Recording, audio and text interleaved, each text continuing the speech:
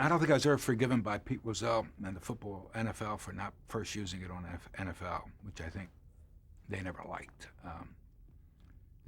Goes back to first instant replay was a college game. That if I had to do it again, probably would do it on an NFL game because it cost me a lot of grief. Roger Staubach was called Roger the Dodger in those days. He was the Annapolis quarterback. The play I showed was from Raleigh Stitchway, who was the Army quarterback, an unknown.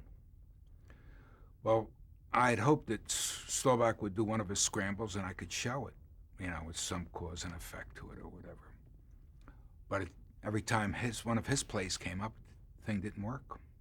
And Stitchway, who, if you got in touch with, he'd tell you after the game was over, people asked him about scoring again. I mean, it was, yeah. He'll actually tell you because obviously his family was watching closely, and but he's quoted as saying all that.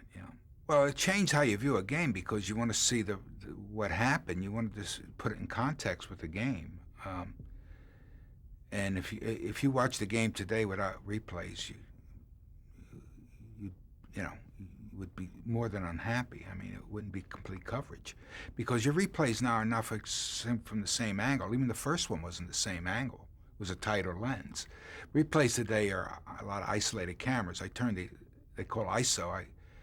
I don't know if I started it, but I used to call them isolate these cameras. And a lot of things are done because cameras are isolated. In baseball, they isolate. If you're a right-handed hitter, they isolate the shortstop and third baseman because chances are it's going to be that way. You see what I mean? There's all kinds of patterns. In the Kentucky Derby these days, they don't have one camera trying to figure out the winner. They've got 10 ISO cameras or something. You know what I mean? But that's all okay. I mean, anything that makes it easier for the viewer, that's what it's all about.